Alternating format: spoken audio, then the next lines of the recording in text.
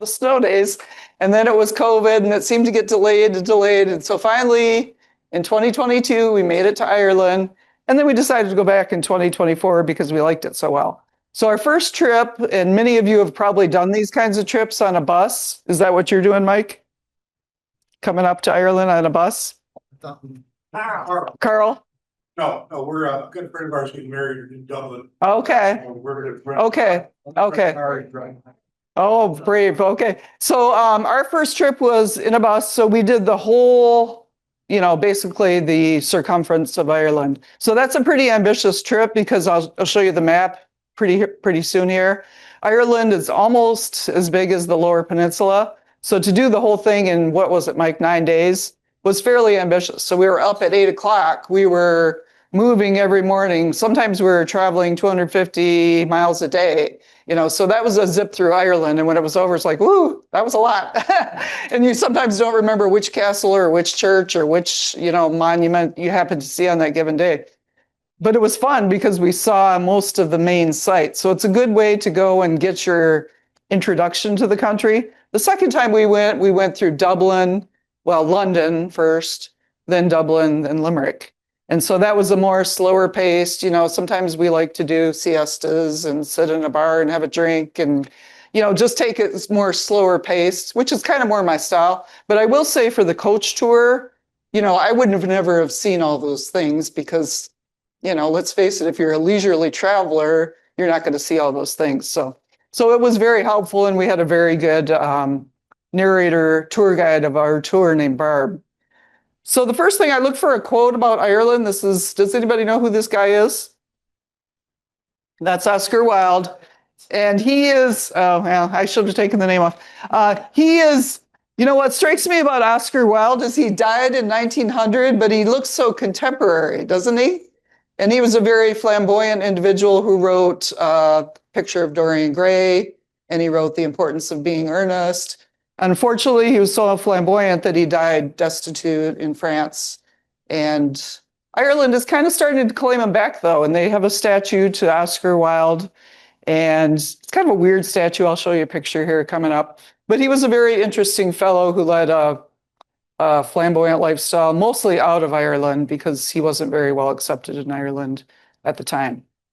But anyway, the first thing as you're coming into Ireland that you might notice is the greenery. Oh my goodness, the greenery. And Johnny Cash has that song, The 40 Shades of Green. So it's just, I don't know, it's just something that's hard to capture in a photo, but it's just a very beautiful, and that's because of their North Atlantic Stream, which is an extension of the Gulf Stream.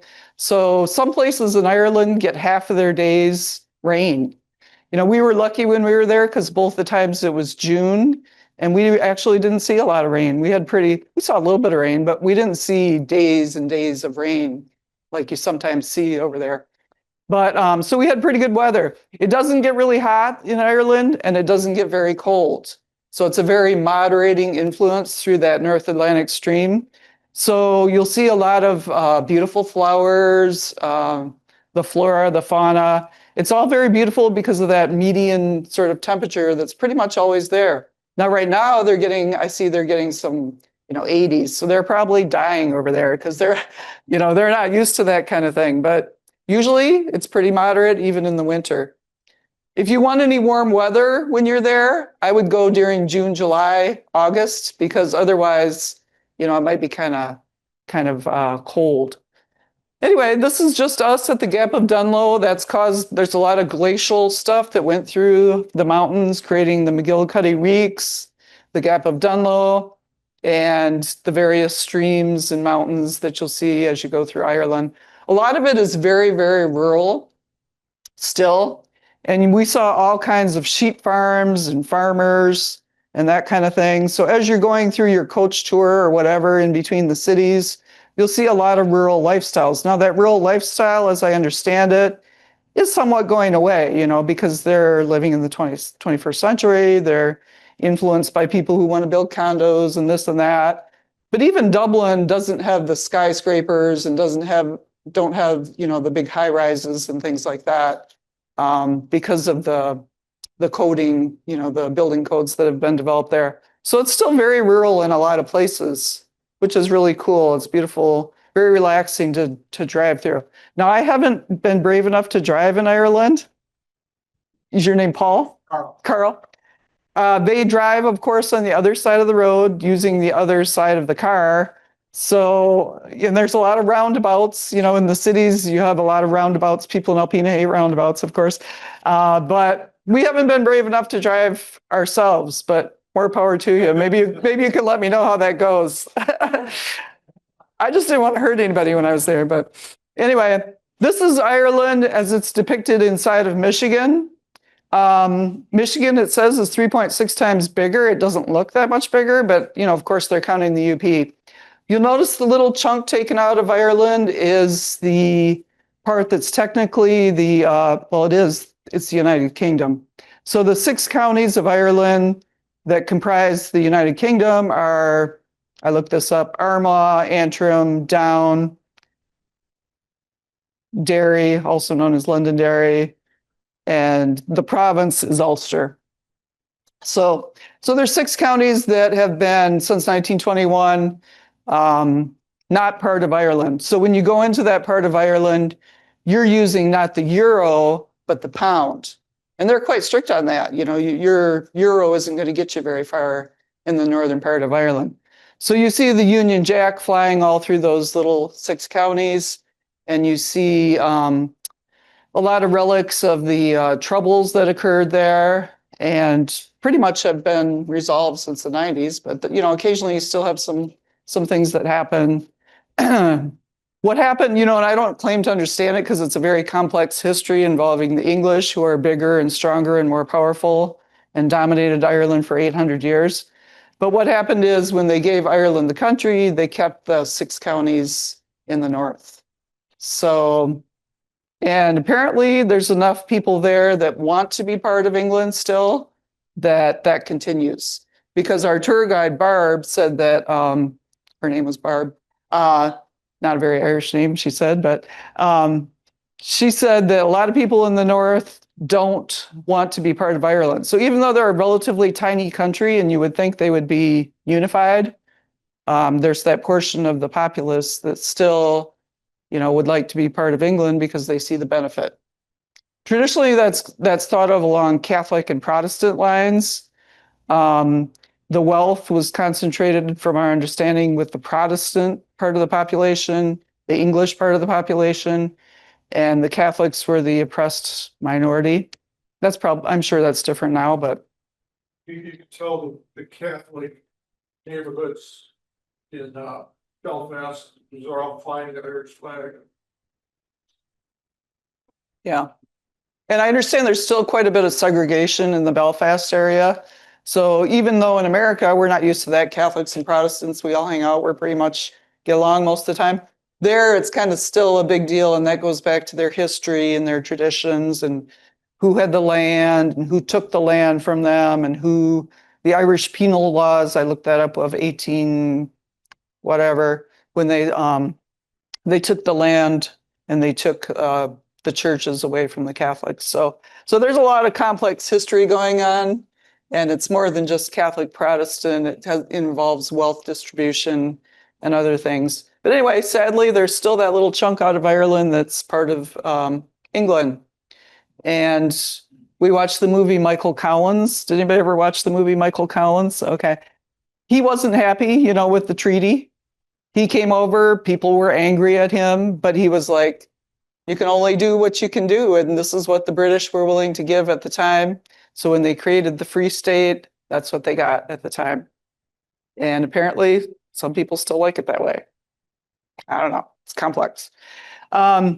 Anyway, Ireland is small enough that as you get up in the air, it has almost that teddy bear kind of look to it, like a little, some people describe it as a teddy bear. You can really kind of see it, just like Michigan, if you get high enough on a clear day and from the plane, you can kind of see the outline. It's kind of cool.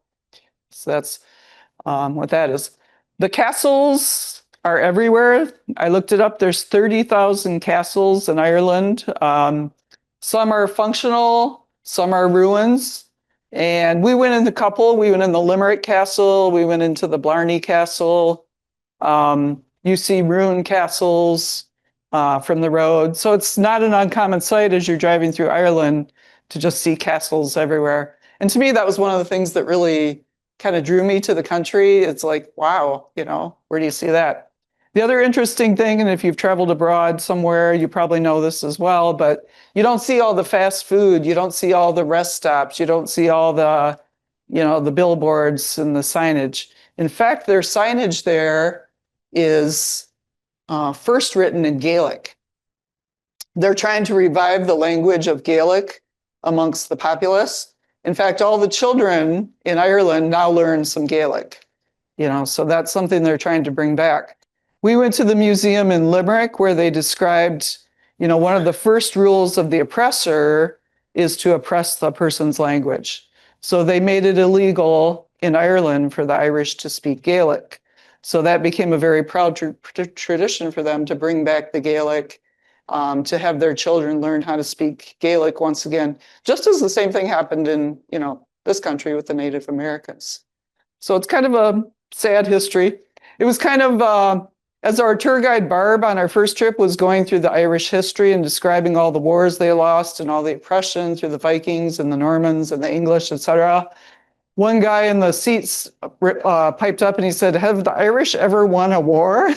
Because some of their history is quite tragic and sad and oppressed because they have a very large, rich neighbor right across the Irish Sea. And she said, yes, they did win a war. You have to go back to, I think it was like 1100. Brian Boru, the High King of Ireland. I think it was the Battle of Boyne, if I remember. Mike, do you remember that one? Yeah, I think it was the High King Brian Boru, who beat the Vikings for a time out of Ireland. But you have to go way back. So there's a lot of oppression there. But as is typical, and as we've seen in America, a lot of the oppressed, write the best music, or they write the best literature, or the best, all that stuff. So they've got that going. This is Barb. She was just a very diminutive little lady, but she had a lot of great stories and a lot of history to share as you sit there on the coach and go through the whole tour of Ireland. Our bus driver, I was very grateful to him. His name was Jürgen. He was a German guy, but he adopted Ireland. It was really interesting. He decided, even as a young guy, that he wanted to be, the Irish were more fun than the Germans. So he decided he was going to be Irish. I can relate to that. I'm more German too. But anyway, the Germans, I'm sure, are fun too. But anyway, he decided he was Irish. He took on the Irish accent. Even though he was German, he had an Irish accent. And I was grateful to Jürgen because, oh my gosh, the roads. Some of them were, and I have a picture coming up, some of them are just so narrow and you're coming over these cliffs and the ledge is like this, and then you're looking down at the Atlantic Ocean. So I was very grateful to Jürgen, and he was a very skilled driver. Sometimes I didn't want to look. But Barb had some great stories too. She was great. This is the American Embassy in Dublin. It's kind of weird looking, I think. It attempted to meld the Celtic architecture with the American, and it's supposed to represent the American flag. I don't see it, but anyway, it's kind of an odd looking monstrosity to me, but it does echo, and we didn't make it to Newgrange. Newgrange is the Druid burial grounds just north of Dublin. We didn't make it up there. But it does echo in its circular design, the Newgrange burial grounds, the Druid burial grounds from predating the Egyptian pyramids. So we got to make it up there next time. Reason to go back. But anyway, that's the American Embassy. This is the famine statue in St. Stephen's Green. St. Stephen's Green is the beautiful park right in Dublin. And the famine occurred in 1945-46. The English, Sinead O'Connor, the rock star, said there was no famine, in her opinion. She said, yes, people starved, but there was food. The reason why they starved is because the English took the food and had it exported out to England. So that's her view. But nevertheless, 1 to 2 million people emigrated out of Ireland. 1 million starved. Their population was reduced to a couple million from 3 to 4 million. So it was a huge event in their history. And because of that, they're very sympathetic. The Irish population in general is very sympathetic to immigrants. They've taken in more than their share, quite a bit of immigrants in Ireland from Palestine, from Ukraine, from various places. They tend to be a very opening and welcoming place for that. However, there's of course the backlash, that they've seen as well. So they tend to be, because of their history of oppression, quite a welcoming and progressive country at this time. We were there in June both times, so we saw, a lot of pride flags flying, and we saw, they've changed a lot from the typical what we think of Catholic Ireland to something much more progressive at this time. You see a lot of war monuments. This was in St. Stephen's Green. It says Eire, that is the Gaelic name for Ireland. And in St. Stephen's Green, which is the beautiful park with the pond, it's referenced in James Joyce. Has anybody read James Joyce? Ulysses? I never tackled Ulysses. Did you tackle Ulysses? Did you get through it? What's that? Yeah, I never made it through Ulysses. Apparently, it's very labyrinth kind of novel that just goes on and on. The day of Leopold Bloom, the Jew who goes through his day in Dublin. But anyway, so St. Stephen's Green is a very famous park referenced by James Joyce. It's also the site of the Easter Rising. So the 120 volunteers of the Easter Rising were situated in St. Stephen's Green, and they knew they couldn't conquer the English. There weren't enough of them, but they were very, very determined to make this stand and make their bid for independence known. So what they did was they took over the post office, and I did get a picture of the post office as we didn't go in the post office, but we went by. They took over the post office, and they stationed themselves in St. Stephen's Green, and they did this big uprising. Eventually we're caught, eventually we're shot at Kilmainham Jail, which we did visit. I'll show you that. And created a lot of sympathy for themselves, because the British, even a lot of people in the British hierarchy were saying, don't shoot these soldiers, you're just going to create martyrs. And basically that's what they did. They shot them in Kilmainham Jail, created a lot of sympathy, even among the Irish. Some of the Irish were like, why are they creating all this ruckus? But after they were shot in Kilmainham Jail, even the Irish started to see their side. So, that's what they did in 1916. And in 1921, they had their free state, or at least most of it. This is the entrance to St. Stephen's Green in Dublin. I looked up what the little message on the top means. Talana is a hill in South Africa. So you see this melding of English and Irish wherever you go. That was from the Boer War, which is a British war. And, that's a British victory that occurred there in South Africa. The bicycle is used. Actually, I didn't see a lot of people bicycling in Dublin. In London, there were bicycles everywhere. But traditionally, it was used for messengers and even for arms shipment. They would smuggle arms on bicycles and that kind of thing. Has anybody watched the Frank McCourt movies or read the Frank McCourt books? Angela's Ashes, Teacher Man, Tis. He was a messenger boy in Dublin, so I thought that was kind of cool, the picture. And we even went to the Frank McCourt wing of the museum. Frank McCourt's been a little bit demoted in Limerick. He doesn't have his own museum anymore, but we went to the wing, and I'll explain that in an upcoming thing. I didn't see a lot of bicycles in Ireland. In fact, the roads are so narrow that they probably have designated places where the biking is good, but the roads are so narrow that I didn't see a lot of people walking the roads, countryside, or the bikes. Did you, Mike? No. Yeah, there tends to be a lot of narrow roads there. This is in Dublin. We went to the Little Museum of Dublin. This is Lord Nelson's pillar, which was blown up by the IRA in the 20s. It commemorated a victory that the English had over the French, so it obviously wasn't very popular in Dublin, and the IRA decided to blow it up in the 20s, which was quite a popular move, I guess, at the time. People were like, let's get rid of it. But anyway, that's a pillar commemorating that. The new pillar is called the spire. I think it just represents upward movement and progress. And you can see kind of the low profile of Dublin's city center. It's not like a lot of American cities that you've been in.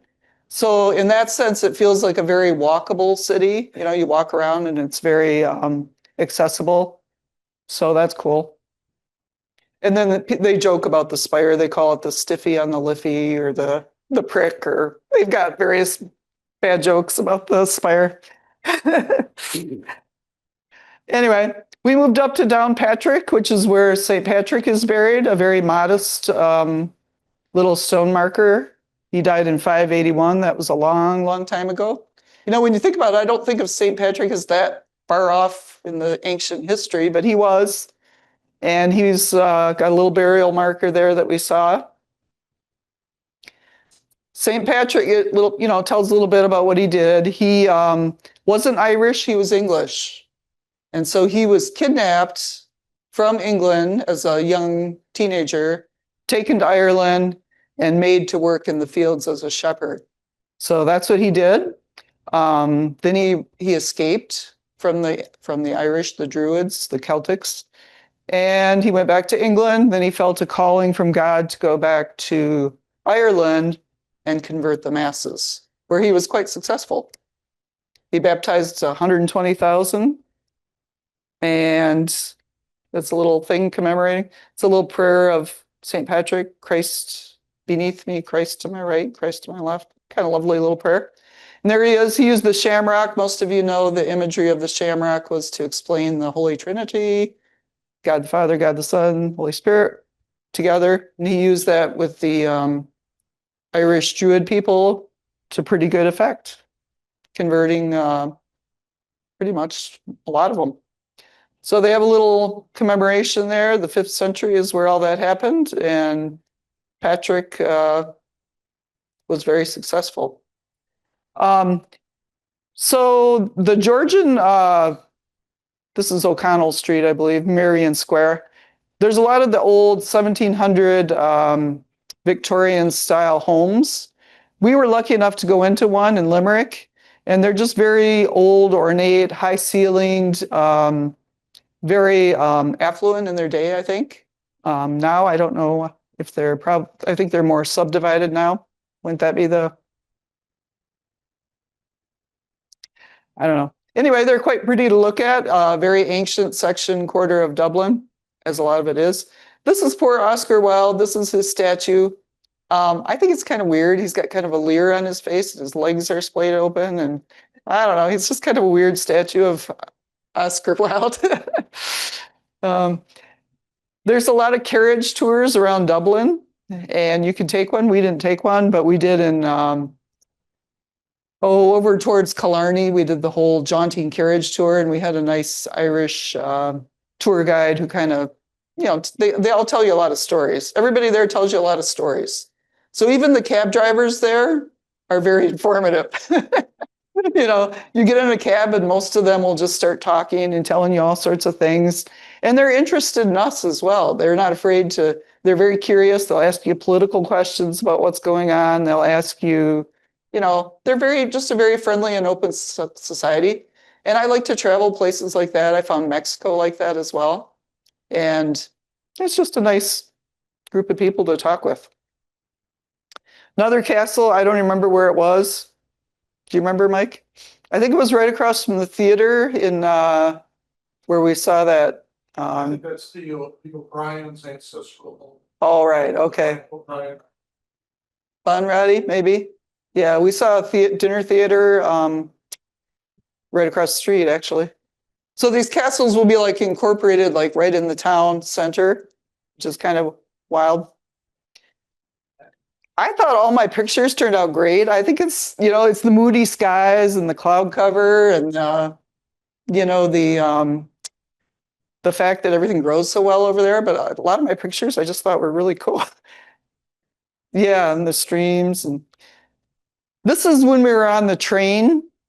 So as you're driving, and trains, by the way, are a great way to get through Ireland. They have a very interconnected train system throughout the country.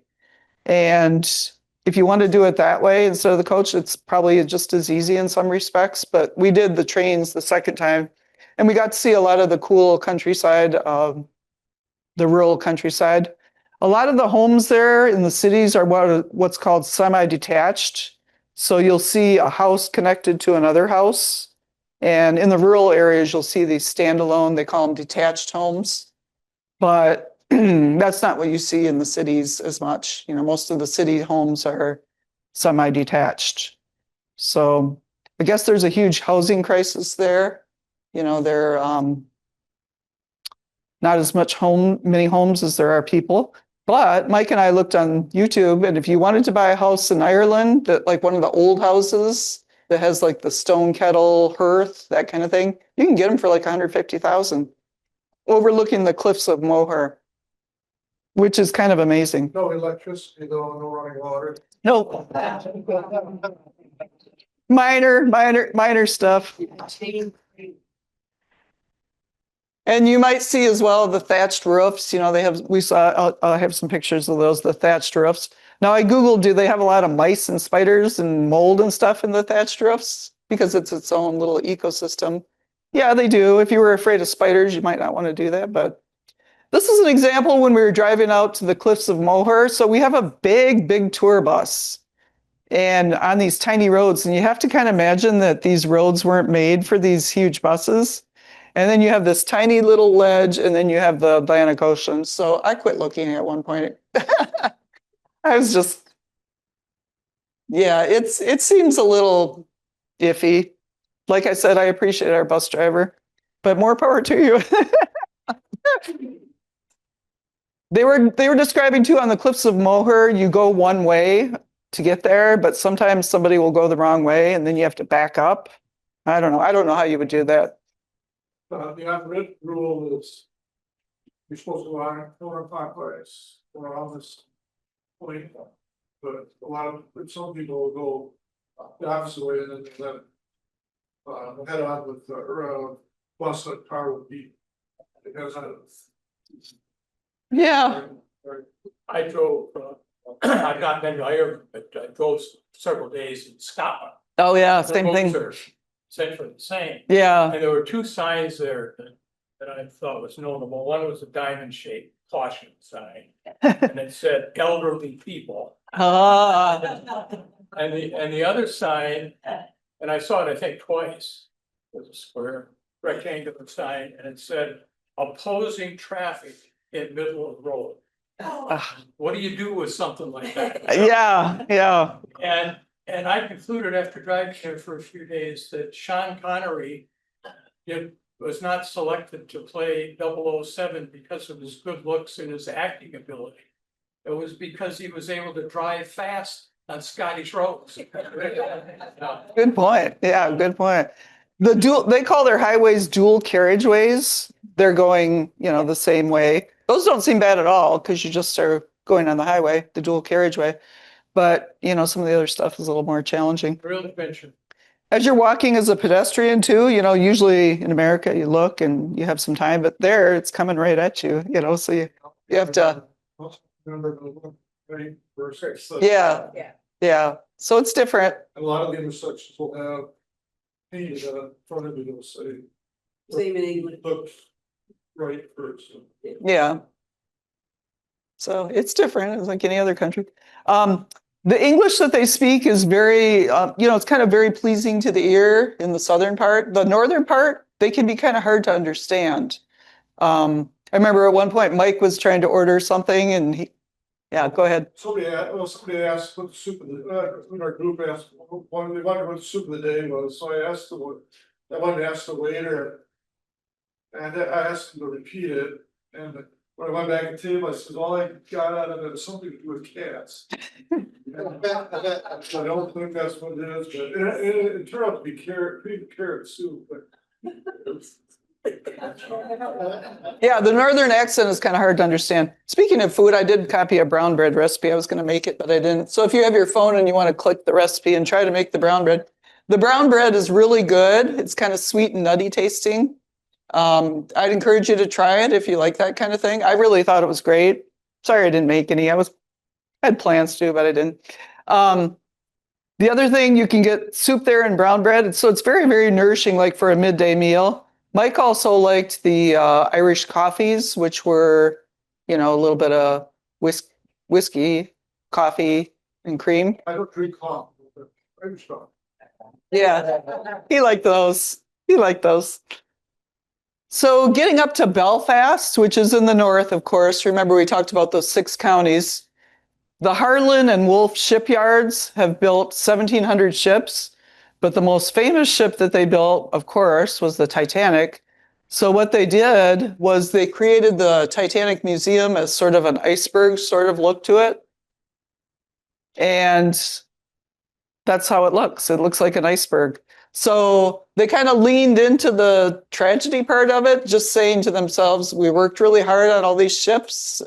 Yes, that one was kind of a disaster, but at the same time, this is how we did it. So you go into the museum and it takes you on these walking tours and a little ride up through how they actually put the steel plates of the ship together. I always like learning, some people don't like that kind of stuff, but I always enjoy learning how things are made and that sort of thing. So I enjoyed that kind of thing. And it was pretty cool. That's in Belfast. So they've just leaned into the whole Titanic thing. And Titanic, of course, everybody's seen that movie 100 times. So it's a big draw to Belfast. And very cool. Anything else, Mike, on that one? This is the Queen's College in Belfast. We walked in there and we did a little, just basic tour. Liam Neeson went there. Mary McAleese, the president. Ireland has had 2 female presidents already. They're way ahead of us in that. She went there. And a few others. But it's a very beautiful college. It only dates from 1846, I believe, which really isn't that old. But I don't think Ireland was the center of learning at that time. It was more the backwoods of England and that kind of thing. So the college itself is kind of the same as, Michigan State or Central or, the mid-1800s. This is the Cliffs of Moher, and this is the big dramatic, beautiful area of Ireland that everybody talks about. It's gorgeous. You can walk along the cliffs. There's, of course, you can't get too close. Some people, they even say people with mental health problems shouldn't go too close because there's apparently sort of a disorienting effect, as you get too close to those cliffs. But it's very, very beautiful, and we spent some time kind of wandering around there. We were on the bus, though, so you don't spend tons of time when you're doing those trips. They let you out for a couple hours, then you're on to your next thing. So, but it was very cool. That whole area of Ireland is called the Wild Atlantic Way, and it's become very, very popular to tour the Wild Atlantic Way on the West Coast. She said that that's just a marketing term. It's been there forever. It's always been there, but someone came up with that Wild Atlantic Way tour, Yeah, somebody came up with that, and it's become very popular selling point so for that whole area. I did a silly thing when we landed. I realized, I'm a big U2 fan, so I realized how close we were to Bono's house. And even though Mike wanted to take a nap and we had a little bit of jet lag, I was like, I gotta go. So I went on a taxi and he came with me eventually. But it was fun to see where Bono's childhood home was. Very, very, one of those semi-detached, very modest buildings. I was excited to see it. I'm silly. This is Christchurch. It's right in Dublin, and it's an Anglican church. Now, most of these churches were originally Catholic, but the British came in at some point and said that they were Church of England, which in Ireland is called Church of Ireland. So Church of England is what Episcopalian is in America. It's called Church of Ireland in Ireland and Church of Scotland in Scotland, I believe. Yeah, so we didn't get inside, but it's a beautiful church. So when you go to Ireland, you see a lot of churches, a lot of castles, and you get a lot of that.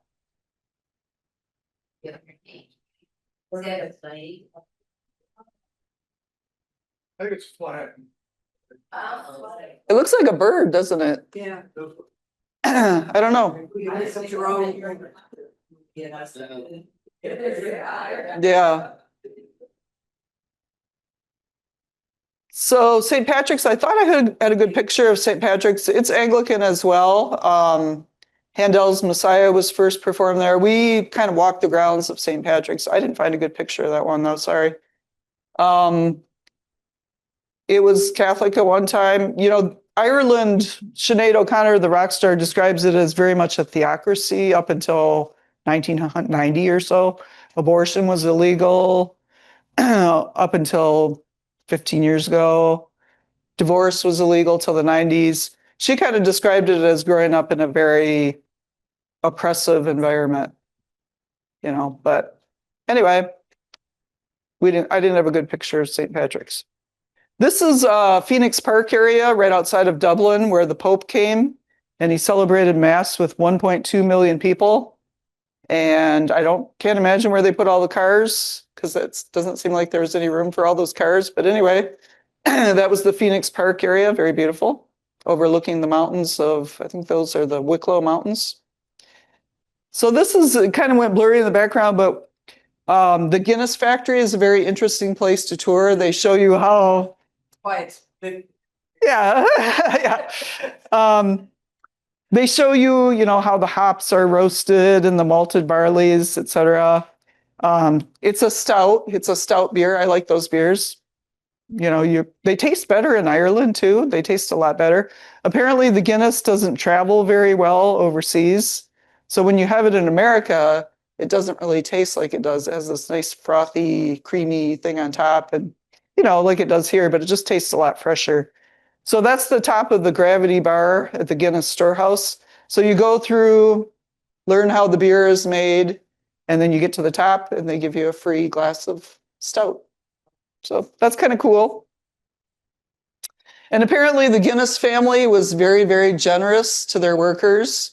You know, it's a huge employer of Dublin. And apparently they gave them health care, they gave them housing, they gave them all sorts of benefits, which were back in the day very unheard of. So apparently the Guinness family is a pretty good family to work for.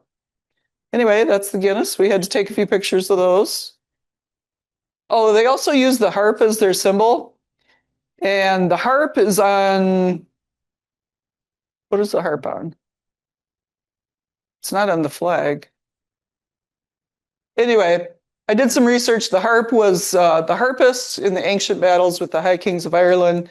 The harpist would go in with the battling people, the soldiers, play the harp, and he was highly esteemed. So that became a symbol later of resistance. Yeah, that's it. That's what I was looking for. Thank you. It's the national crest, and it's the only country that has a musical instrument as its national crest. So it's used also by Guinness, and the harpist was a very esteemed person in battle because he kept the troops happy and later became a symbol of resistance. So this is up in Belfast, and they have a lot of commemorative parks remembering the dead who died. And honestly, it's a mixture of IRA and loyalists, and sometimes you don't even know what you're looking at sometimes. And it's a very, as I said, a very complicated history. But you still see the slogans on the walls, you know, in some of the areas that are more Catholic or more Protestant. And they have a lot of, you know, because up until the peace accords were only from the 90s, so that wasn't that long ago. So it's very much a part of the landscape, particularly in the north in Belfast. And it's still there, and you can see the divisions and also the attempts to reconcile some of that past in their history. I was just gonna say, I got the impression, then I'll forward it, but I got the impression that it wouldn't take a whole lot to get the whole thing started over again. I think they still have minor flare-ups, but yeah, they're getting better, hopefully. Again, it seems like a country that small would be unified, but I don't think we understand all the ramifications. That's the Harland and Wolff shipyards up in Belfast where they made all the ships, including the Titanic. This is a typical dinner that you would have, the fish and chips. That's very, very common dinner. The mushy peas were not my favorite. It tastes just like it sounds, mushy peas, kind of like baby food. And I don't know why. They serve it with almost every meal. But I guess it's an English thing. It's not an Irish thing. It came over with the English and kind of stuck. And it's not good. But somebody likes it apparently. Apparently better with vinegar, but then you use malt vinegar, which is Yeah. terrible with it, so I don't know what. It might be an acquired taste. Better regular vinegar. Yeah, it might be an acquired taste that I haven't acquired. This is the Giant's Causeway up in the north in Antrim County. And the legend is that there were two dueling giants, Finn McCool and the Scottish giant help me out here, Ben Brenner. Anyway, the Scottish giant and the Irish giant would have these little duels and fights. Then one day the Scottish giant comes over to Ireland to check out Finn McCool, and his wife is afraid, doesn't want him to get in battle, so she disguises Finn McCool as a baby and puts him in bed. The Scottish giant sees Finn McCool in bed, figures if that's the baby giant, then the other one must be huge, hightails it back to Scotland, and closed up the causeway. So that's the legend of Finn McCool, as I probably massacred it. But anyway, it's kind of cute. But you can see Scotland right over the way. We had a clear day, so we could see Scotland. It's apparently only 80 miles or so. So it's a good thing to maybe go next time. But the Giant's Causeway is caused by basalt volcanic activity. And so I think I have a pretty good picture coming up, but you have all these rounded basalt rock formations that you just walk out onto the promontory, and it's a nice little excursion. It's pretty. This was a traffic jam. This was not staged. This actually happened to our tour bus. You know, some farmer came and he was, you know, leading the cows out. And so we had to stop and we had to wait for that. I thought that was hilarious. This is just the brewing process at the Guinness factory. And this is up at the Giant's Causeway. Very beautiful. Our weather was really good. My cousin Mary Crow went there one time and she said she tried to go up to the cliffs of Moher and various areas, and she said you couldn't even see because of the mists and the clouds. But we were just really fortunate when we went. We had beautiful weather and high 60s, 70. I think June is a really good time to go if you're ever planning to go. Is anybody planning to go to Ireland besides? Yeah, okay. Hopefully I'll talk you into it. This is me at the Giant's Causeway. You can kind of see the little basalt rocks. It was probably honestly overdressed. I didn't need the raincoat every day. My daughter bought it for me, so I thought I'd wear it. But anyway, these are the little basalt rock formations we just walked around. Again, you get really good pictures there. Yeah, the volcanic activity. Mike had to, of course, go out and get a flat cap. Very emblematic of Ireland. Apparently it was something with the working classes started wearing those caps, and then they become sort of a symbol or emblem of the country, starting from the 16th century. He didn't even take his tag off, but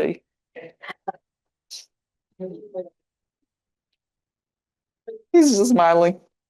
Okay, this is up in the north, Sligo. This is Ben Bulben. And this is, you know, William Butler Yeats said, "Bury me in the shadow of Ben Bulben." And that's where he was buried. And it's a table mountain caused by movement of the glaciers during the Ice Age. So it's a very unusual rock formation, and it's pretty. And apparently you can go up Ben Bulben. It takes 3 or 4 hours. We didn't have the time to do it at the, you know, during this trip, but if you ever want to climb some of these places, Croagh Patrick takes about 4 hours. I always thought it'd be good to do that with my son-in-law. His name's Patrick. That takes 4 hours though. That's one of the very popular sites where St. Patrick went up the mountain and he prayed and fasted and stayed up there for 2 weeks. And there's a little chapel up there. And this is Ben Bulben. But you can also go around the mountains if you're not feeling up to 3 or 4 hours, which honestly might be more my speed. But anyway, that's cool. We visited the graveyard of William Butler Yeats. His grave site says, "Cast a cold eye on life, on death, horsemen pass by," which is a very cryptic inscription that he came up with. people don't really know what it meant exactly. But he's the famous author of the Lake Island of Innisfree, also the most famous, The Second Coming. And if you turning and turning in the widening gyre, the falcon cannot hear the falconer, things fall apart, the center cannot hold, mere anarchy is whatever. Anyway, he's a very famous poet and storyteller out of Ireland. That's the doorknob. This is apparently his grandfather's church. He was a rector in the Church of Ireland. The swan is a symbol of Ireland. It's a symbol of rebirth, regeneration, that kind of thing. There's another legend about the High King of Ireland who married a stepmother. The stepmother was evil. Why are they always evil in these stories? I don't know. But she turned the 3 children into swans. They became swans, and after 900 years, they became human. That's one of their legends. A lot of legends. They're great storytellers there. The beautiful mountains. Quite often when we were there, you would see these mountains and then you'd see the mist. And it's hard for a picture to capture how beautiful that is, you know, just the mist hanging on the mountains. We saw a lot of that. And like I said, we had really good weather. They took us to some really old bars from the 1600s with these little neat inscriptions, County Kerry. Those are fun. We did a little sing-along at the bars. That was cool too. These are the beehive cuts. They're called cloakland, where the monks retreated to pray or just get away from it all, I guess. And those date back to the 12th to 16th centuries. And they're pretty cool. We went inside one. And it says the way the fairies went. Apparently the Druid gods after St. Patrick, you know, they had all these Druid gods. And then the Druid gods were reduced as Christianity became more popular. And then finally they became the little people or the fairies or leprechauns. So it's interesting. Lovely roses. So these are the Cliffs of Moher, very beautiful. They were in Harry Potter. They were in the movie The Princess Bride. And yeah, they're stunning. But I guess the ones up north are even bigger. The Slive League cliffs, we didn't make it to those, but these are beautiful. Here we are looking out over the Cliffs of Moher. Mike is feeling contemplative. This is just an example of the thatched hutch cottage that I was telling you about. And those again are other symbols of Ireland. You don't see a lot of them, but they're there. You know, they're still functional houses in some cases. Thank you. That's what I said. It's hard taking bad pictures there. They all come out really nice. The mists on the mountain, Gap of Dunlow. This is at the Blarney Castle. Some people think the Blarney Castle is kind of touristy and ridiculous, but I actually had a really good time kissing the Blarney Stone. That's me. That's me kissing the Blarney Stone. And you can see there's a gap there that goes all the way to the ground. So you're up on like the third, or I think it's the third floor. And there's some couple men though that kind of hold you, so you don't get the sense that you're going to fall. And you have to like lean your head back and kind of kiss the stone upside down. Did you do that when you were there?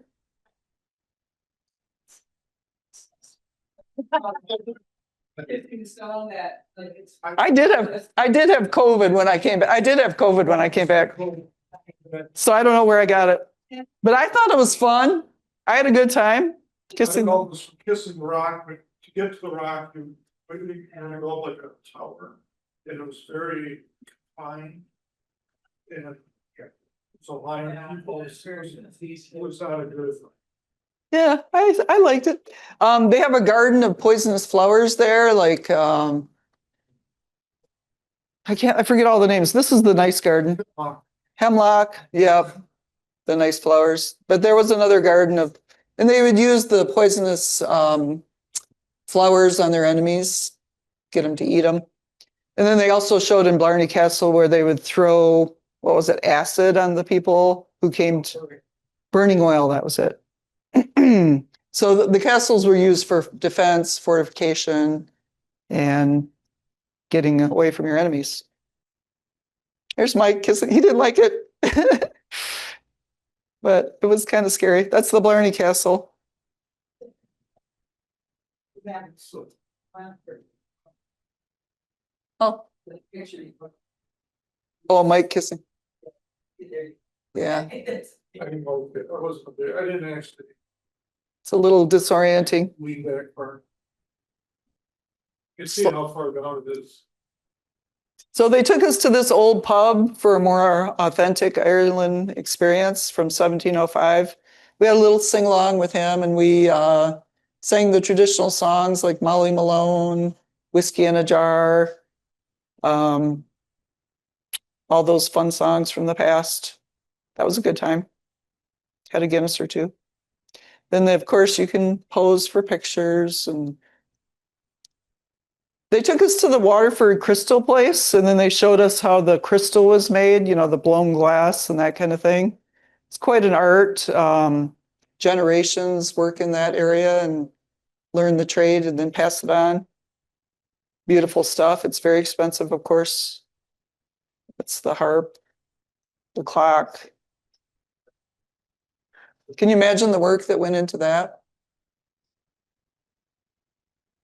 We went through the Burren, which is kind of a barren limestone place where, if you've ever seen that movie with, who's that famous actress walking through the Burren? Anyway, it's kind of a barren, desolate looking place, but kind of cool. Limestone karst everywhere. More beehive huts. They let you hold the little baby sheep. I asked what the fate of the sheep was. I was like, are they all going to be sweaters? And the guy kind of laughed and was like, no, they're going to be dinners. The French apparently really like they eat a lot of lamb, so they get exported.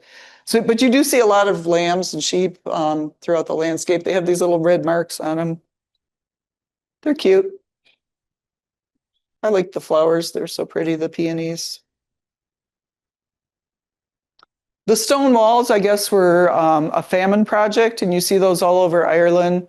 After the famine, they would hire people to create these stone walls. They're everywhere. They're very, very intricate, very beautiful. Why were they? They said it was a famine project, just to keep people busy and so they could earn some money and, you know, have some boundaries with the land. Some of them might be older, I don't know, because the famine was like 1840s. This is the Galway girl. She's a symbol of Irish hospitality in Galway. Galway is kind of a touristy little town now. It's a college town. It's very beautiful. Yeah. The windy day. I think that I think that was at Phoenix Park. It was very windy. I think I took that one from the plane, just leaving. This is in Limerick. Limerick is a very old city that was conquered by the Normans, and it's used to be called Stab City because it used to be very high crime, but it was really nice now. I didn't see any problems there. King John's Castle in the background, St. Munchin Church in the background, overlooking the Galtee Mountains right in town. I was telling you in Limerick, we visited there used to be a Frank McCourt museum. I really like Frank McCourt. If you've ever read Teacher Man or Angela's Ashes or Tiz or any of those books. But in Ireland, there is this thing, like if somebody gets too popular, they sometimes, you know, kind of cut him down a little. So he was, you know, and then he wrote kind of unflattering picture of life on the Shannon River and how it killed his siblings because of the pneumonia. So he isn't particularly well regarded in Limerick. So he is now they still have a wing of him in the Limerick Museum. This is the bike from the movie. So he's still there, but he's not as popular as he used to be maybe in there. They took us to a river dance type show. That was really pretty cool, the dancing. You know, the traditional Irish dancing is the arms at the side. Apparently that's to emphasize the footwork and the rhythm, you know, because quite often they wear the tap shoes. This is in Limerick. There's poor Frank McCord. He's still there. That was just taken from our hotel, just kind of zeroed in on the Galaxy Mountains. So you get these views almost everywhere. This is Dolores O'Riordan. She's from Limerick. Anybody know what band she's from? What? Nothing, I was just reminding myself about the cranberry. The song? Yeah. Oh, you can see it. I can't. Yeah. I can't see it on mine because I have the thing. Yeah, but she's from the Cranberries. She sang the songs Zombie and Linger. She was very popular. She unfortunately died young. This is at St. John's Castle. Mike was trying out the armor. That wasn't the last. The fortified castles. And we were able to go underneath the castle and see all the underneath there. This was taken from King John's Castle, St. Munchin Church in Limerick, 1200. So the Book of Kells is a really cool thing in Ireland. I hope I'm going to get there. I know I'm running at the hour level here. If anybody needs to leave. But anyway, the circles represent the Beatitudes, the 8 Beatitudes. Blessed are the meek, blessed are all those. This is from the Book of Kells, and this is Christ enthroned. These were 6th century monks who brought the gospel tracts over from the mainland of Europe. And they very meticulously copied all of the gospel tracts. And then they drew these really elaborate and beautiful pictures. And then they would dye the pictures using, I guess it was like apple dye, brown oak dye. And the blue isn't lapis lazuli. It's apparently taken from some kind of rock or something. So it's very intricate. So when we went to the Book of Kells, they kind of take you through all the informational stuff with very large posters and a movie. And then eventually you get to see the actual gospel track, which was carried in by the monks in the year, I believe it was 580, 500 or before St. Patrick. Anyway, 500. So the room itself is very dark. They don't want any oxygen corroding this very ancient text. And you just go in about 10, 15 people and you're able to look at this old gospel track. I did end up reading the book, How the Irish Saved Civilization. So Thomas Cahill made the case that basically these monks, by bringing over the gospel tracts and copying them so meticulously, saved civilization because the Dark Ages were descending and people didn't know how to read and write. So this is what was saved of that legacy. So he made a pretty convincing case that, these monks with their very meticulous work, did a very valuable service to the whole world. So how the Irish saved civilization. You can see they showed us the different personalities of the various monks that were copying these very large pictures.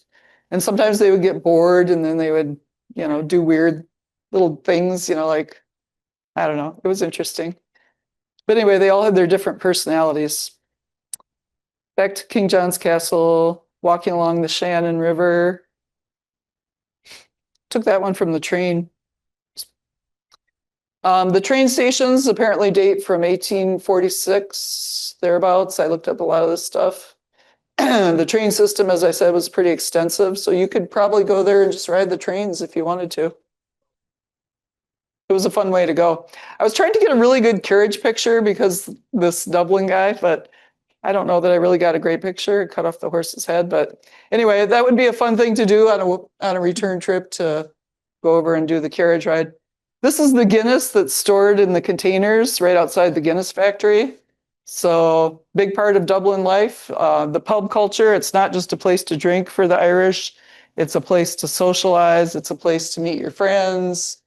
A lot of music all day long, not just late at night, but it's a very social culture. I really like Dublin. We stayed in the hotels right across from St. Stephen's Green.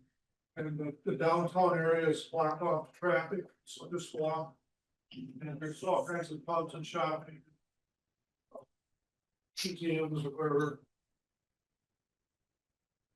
This is a little ancient gravesite we saw outside of the People's Museum of Limerick. I was kind of imagining how that would look at night with the tilted gravestones and just so ancient and interesting.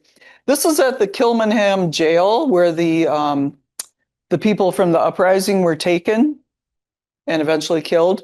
And this guy kind of gave us the history of all that. It sounds really depressing, but actually we were lucky to get in because it's become one of the top tourist sites of Europe. And we just happened to, on the day of, were able to get like the last tour. But he went through all the sites and explained that the jail itself, they weren't usually political prisoners. Sometimes they were just there because they were debtors, you know. At that time, if you had a lot of debt, you could be thrown into prison and you would live there with your child, and children were born there and children spent their whole lives there. So it was considered to be, from the 1700s, kind of a nice prison for the time, but of course not what prison is nice. This is Eamon de Valera. This is one of the Easter Uprising activists. He was there. He lived. He became a statesman in Ireland. If you've ever seen the YouTube video, A Celebration, this is where they filmed their video, and so it was cool to see this.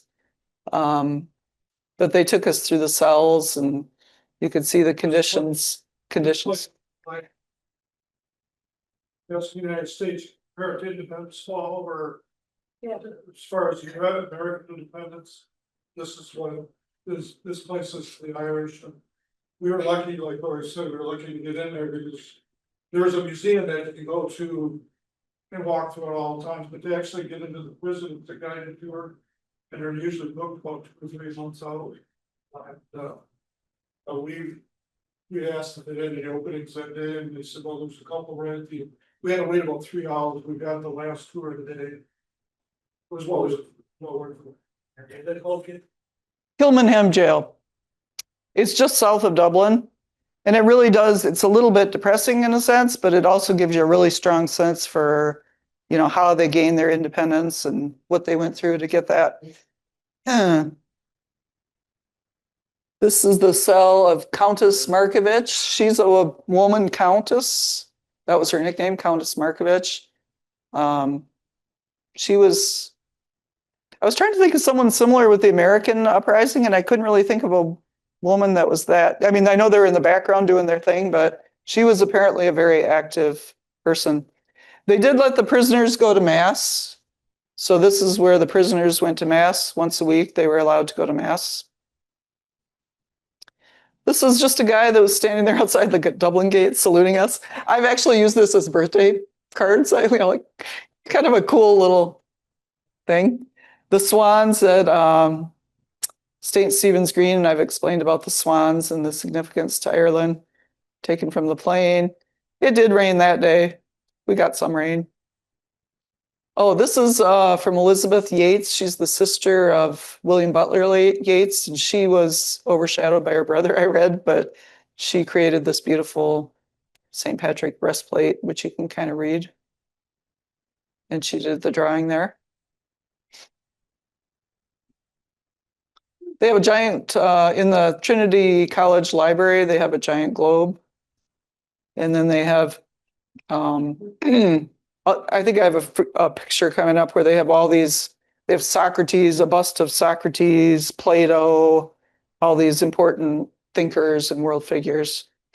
This was at the Book of Kells, and they did a really good 3D video about, I've explained the significance of the Book of Kells, but they did a really nice job explaining how the monks came over and how they made such a huge impact and changed the course of the world, really. Dublin City Street, more food. This is the harp in Trinity College Library. This was apparently dug out of a peaty bog. They have a lot of peat bogs in Ireland, just that thick, mulchy peat. So when they find things there, they're fairly well preserved. So they found one of the harps that went through battle. And they found bodies there too, you know, that are fairly well preserved of warrior soldiers from the old wars with the ancient tribes, etc., because the peat really preserves whatever's in there. And again, these are the busts of all the philosophers. They had some women too. Bookshelves at one time were full of these ancient books, they're in the process, and I think they're just finishing up with taking all the books, and I think they are putting them through a conservatory conservation process. I think they're digitalizing, they're storing them in, so that they'll keep them. Yeah, there were no books there at the time. Trying to look scholarly. Yeah. But it's a beautiful college library. It reminded you of Harry Potter or something like that. This is from the Book of Kells again. This is St. John the Evangelist. St. Matthew with the kind of staring eyes, kind of mesmerizing. The peacocks were a symbol of the resurrection. I can't always capture all what's in there, but apparently they use peacocks as symbols of the resurrection and snakes because snakes shed their skin and come back. This is a symbol of the otter eating the fish. It's a symbol of the Eucharist. And this is the Cairo, the first letters of the name of Christ in Greek. Very beautiful, very intricate. I mean, there's all sorts of things going on. The circles representing eternity and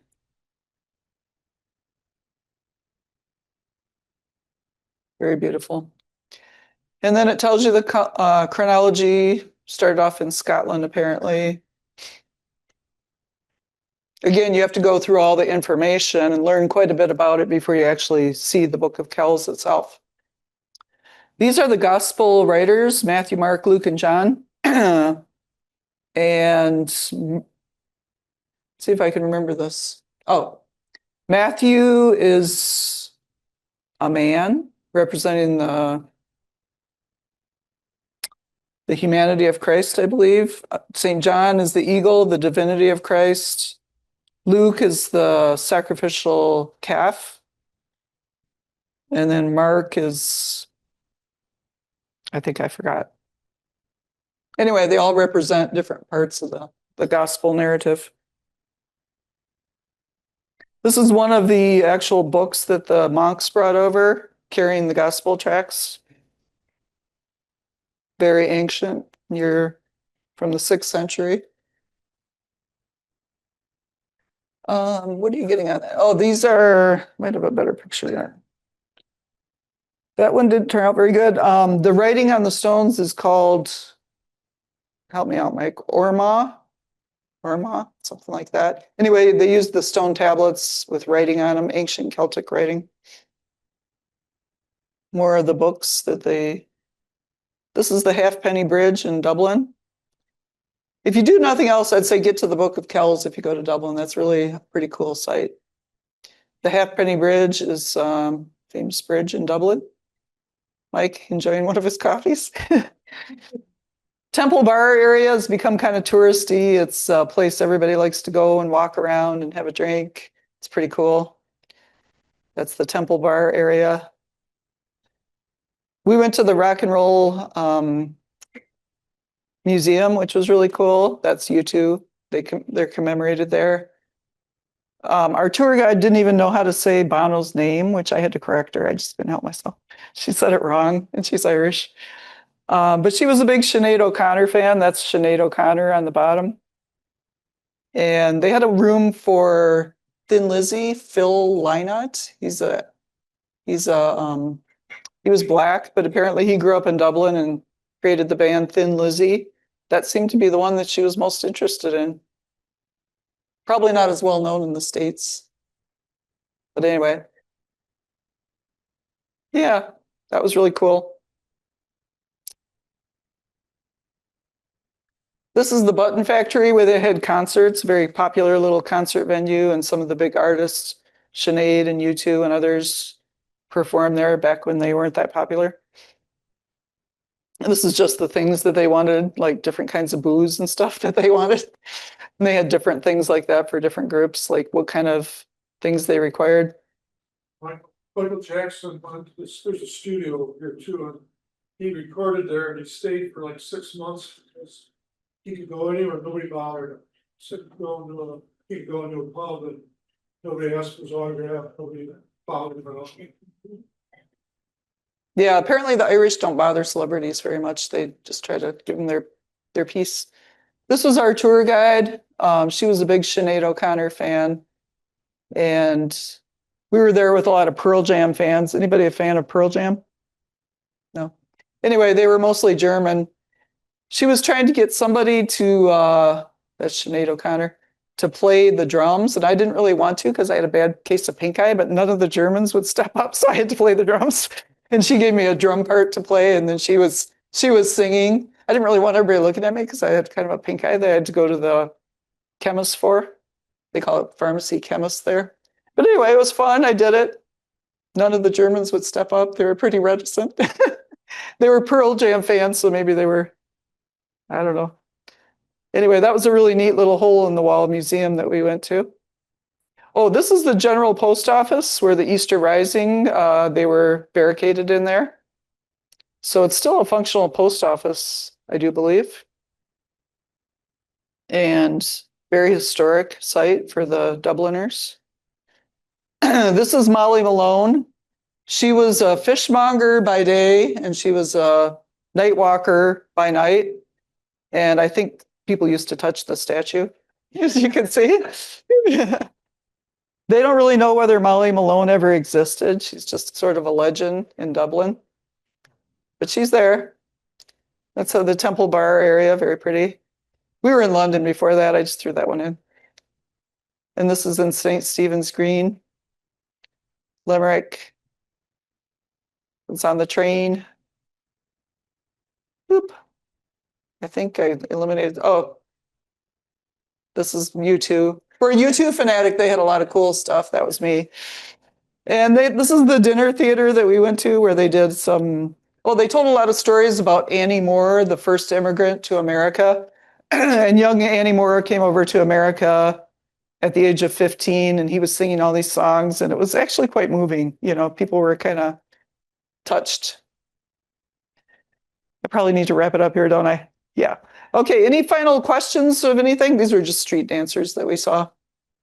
So it's an hour, 15 minutes. Just want to be respectful of your time. Anybody have any questions on anything that I didn't cover? Any comments? Any further things they want to ask me about? Or Mike? I was just gonna mention real quick that on the practical side, if you do go, I did. I can't remember which bank it was, which go up to the bank here, order euros, and also went to England. I also ordered some British money and had just to have it. Euros are really easy to use. They're $1 and $2 euros are coins, so it's going to be similar to a $1 or $2 bill. I had a little trouble. The sizes and shapes are different. And I think when I first used them, I had a pocket full of change. I just held it out. The guy took me and needed it. That's it. So it's a little fine.